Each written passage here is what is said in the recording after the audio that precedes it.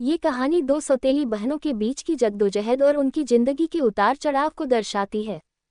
एक गांव में, जहां खेत खलिहान और छोटी छोटी झोपड़ियां जीवन की पहचान थी, वहां सुमित्रा नाम की एक महिला रहती थी। सुमित्रा दो बेटियों के साथ एक साधारण सा जीवन जीती थी, लेकिन इस परिवार की कहानी साधारण बिल्कुल नहीं थी। उसकी दो बेटियां थीं, मीना और रीना।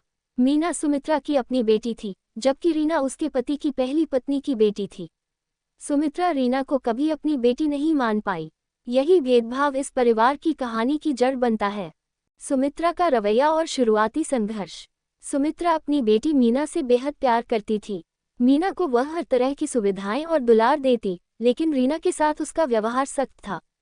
रीना से सारा घर का काम करवाया जाता, झाड़ू पोंछा, पानी भरना और खेत में काम करना। मीना अपनी माँ के प्यार और ध्यान के कारण धीरे धीरे अहंकारी और आलसी हो गई। उसे लगता कि रीना उसकी नौकरानी है। रीना, दूसरी ओर, शांत स्वभाव की और मेहनती थी। उसने सुमित्रा के व्यवहार को अपनी किस्मत मान लिया था और बिना शिकायत काम करती रहती। वह अक्सर सोचती, क्या मेरी माँ होती तो मुझे भी इतना प्यार मिलता। लेकिन उसके मन में कभी ईर्ष्या या नफरत नहीं आई। गांव के लोग रीना को उसकी मेहनत और अच्छे स्वभाव के कारण पसंद करते थे। जब भी किसी को मदद की जरूरत होती, रीना बिना झिझक उनके पास पहुंच जाती। मीना को ये बात बिल्कुल पसंद नहीं थी। वह हमेशा रीना को नीचा दिखाने की कोशिश करती।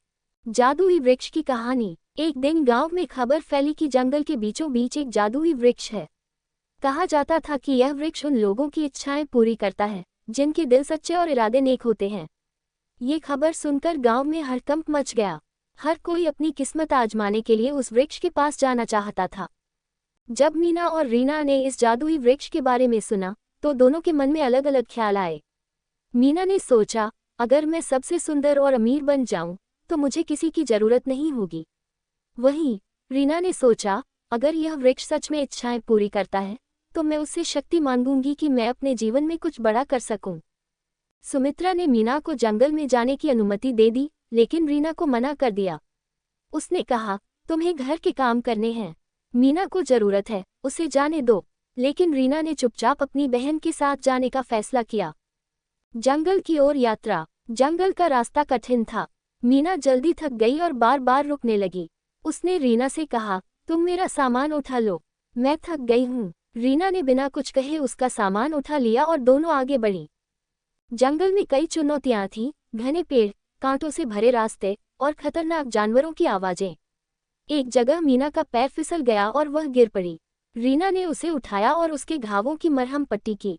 मीना को यह सब सामान्य लग रहा था, क्योंकि वह हमेशा से रीना को अपना सहायक समझती थी। कई घंटे चलने के बाद आखिरकार वे जादुई वृक्ष के पास पहुंची।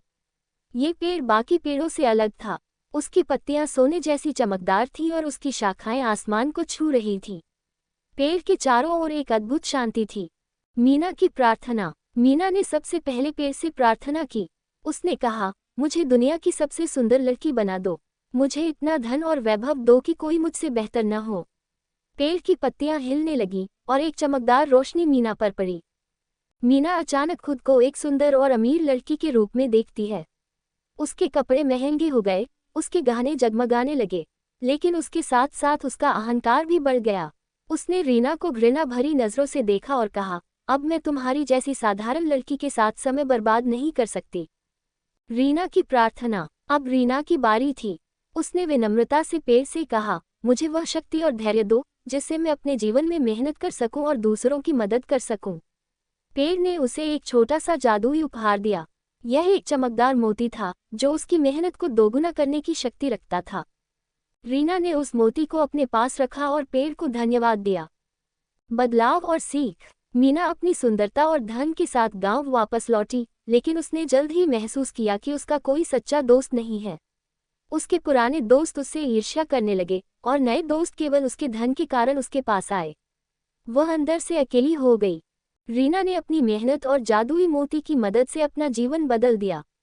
उसने खेती में काम किया, गांव के लोगों की मदद की और धीरे धीरे अपनी खुद की पहचान बनाई। उसकी अच्छाई और मेहनत के कारण लोग उसे प्यार और सम्मान देने लगे। कुछ समय बाद सुमित्रा को एहसास हुआ कि उसने रीना के साथ बहुत गलत किया है। उसने रीना से माफ़ी मांगी और उसे अपनी बेटी की तरह स्वीकार कर लिया। अंजाम: मीना को अपनी गलतियों का एहसास हुआ और उसने रीना से माफ़ी मांगी। दोनों बहनों के बीच की दूरी मिट गई और उन्होंने साथ में एक नया जीवन शुरू किया। ये कहानी हमें सिखाती है कि बाहरी सुंदरता और धन अस्थायी होते हैं, लेकिन अच्छाई, मेहनत और सच्चाई से जीने का फल हमेशा सुखद होता है।